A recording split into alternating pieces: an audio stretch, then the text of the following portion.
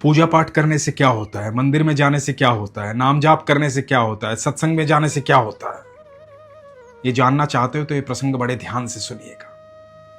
हरे कृष्ण दोस्तों, मैं हूं अनुज शर्मा। एक बार ठाकुर जी का एक अनन्य भक्त था, बेहद प्रेम करता था ठाकुर जी से। चाहे आंधी आए, तूफान आए, चाहे कुछ भी आए, सुबह नित्य उठकर स्नान करने के बाद पहले भगवान के दर्शन करने मंदिर जाता था। दर्शन करके आने के बाद ही कुछ खाता पीता था, चाहे कुछ भी हो जाए। एक दिन अपने घर से निकला मंदिर जाने के लिए, भगवान के दर्शन करने के लिए, पूरे ध्यान में नाम जप करते हुए। रात को बहुत बारिश हुई थी, जगह जगह पानी भरा हुआ था। एक जगह पहुंचा जहां एक पत्थर से टकराया और कीचड़ में गिर गया। कपड़े खराब हो गए। जब कपड़े खराब हो गए तो वापस अपने घर की तरफ गया, नाम जाप करते हुए। घर जाकर स्नान किया, दूसरे वस्त्र पहने, फिर से चल पड़ा। अब भी नाम जाप करते हुए ध्यान में जा रहा था भगवान के। दोबारा उसी जगह पहुंचा जहां वो गिरा था। फिर से ध्यान नहीं रहा और उसी पत्थर से फिर टकराया और फिर गिर गया। दोबारा गिर गया, वस्त्र फिर से खराब हो गए, पूरा कीचड़ में लथपथ हो गया। दोबारा उठा, नाम जाप करते हुए वापस घर गया। फिर स्नान किया, फिर वस्त्र धारण किए और नाम जाप करते हुए फिर मंदिर की तरफ बढ़ चला। मंदिर जाना उसका नियम था। सुबह स्नान करने के बाद पहले भगवान के दर्शन करने होते थे, उसी के बाद दिनचर्या शुरू होती थी। जब तक भगवान के दर्शन नहीं करेगा, दिनचर्या शुरू नहीं होगी। बिना किसी से शिकायत किए, बिना क्रोधित हुए, बिना मन में कोई दुर्भावना लिए हुए, नाम जाप करते हुए फिर से चल पड़ा। अब उस स्थान पर जा पहुंचा जहां वो 2 बार गिर चुका था। वहां एक व्यक्ति पहले से खड़ा था, हाथ में दिया लिए हुए। उस व्यक्ति ने कहा कि आओ मेरे साथ आओ, चलो मेरे साथ। मंदिर जा रहे हो ना? मैं चलता हूं मंदिर तक। तो इस व्यक्ति के साथ साथ चल पड़ा। यह व्यक्ति बड़ी सावधानी से इस भक्त को अपने साथ लेकर जा रहा था। जब मंदिर के बाहर पहुंचे तो इस व्यक्ति ने कहा कि जाओ मंदिर में, कर लो भगवान के दर्शन। तो इस भक्त ने कहा कि आप भी चलिए, आप भी तो दिया लेकर आए हैं, आप भी भगवान के दर्शन कर लीजिए। तो इस व्यक्ति ने कहा कि नहीं, मैं अंदर नहीं जाऊंगा, आप जाइए। तो इस भक्त ने कहा कि अरे चलिए, यहां तक आए तो भगवान के दर्शन भी तो कर लीजिए। आप ही ने तो कहा था कि चलो मंदिर तक छोड़ता हूं मैं। तो इस व्यक्ति ने कहा, वही तो मैंने कहा कि मंदिर तक छोड़ता हूं मैं। आपको मंदिर तक छोड़ दिया, आप अंदर जाइए। तो इस भक्त ने कहा कि लेकिन आप अंदर क्यों नहीं जाना चाहते, भगवान के दर्शन क्यों नहीं करना चाहते? आइए, यहां तक आए हैं तो दर्शन कर लीजिए। तो इस व्यक्ति ने कहा कि नहीं, मैं अंदर नहीं जा सकता, क्योंकि मैं काल हूं। मैं तुम्हें आज लेने आया था। तुमने भगवान की इतनी भक्ति की है, मैंने ही तुम्हें वहां पहली बार गिराया था।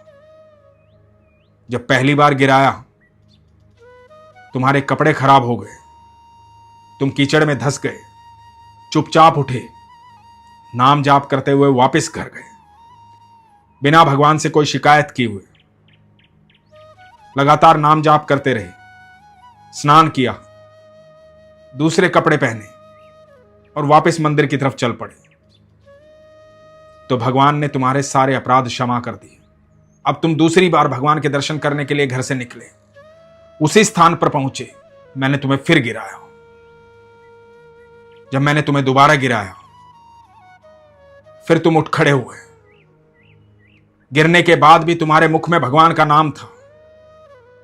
तुम लगातार नाम जाप कर रहे थे कीचड़ में पूरे धंस गए थे, लेकिन तुम्हारी तब भी कोई शिकायत नहीं थी, किसी प्रकार की कोई घृणा नहीं थी, कोई नफरत नहीं थी, भगवान से किसी प्रकार की कोई शिकायत तुमने नहीं की। तुम उठे, फिर घर की तरफ चल पड़े, चुपचाप जाकर के स्नान किया, फिर कपड़े पहने। जब दूसरी बार भी तुमने कोई शिकायत नहीं की तो भगवान ने तुम्हारे सारे परिवार के पाप क्षमा कर दिए, सब अपराध क्षमा कर दिए। अब मेरे पास भी तीसरा मौका था। तीसरी बार जब तुम आ रहे थे तो मैंने सोचा कि यदि इस बार भी इसे गिराया और ये लगातार नाम जाप करता रहा तो प्रभु इस गांव के सब लोगों के पाप क्षमा कर देंगे। मैं काल हूं, फिर किसे अपने साथ लेकर जाऊंगा?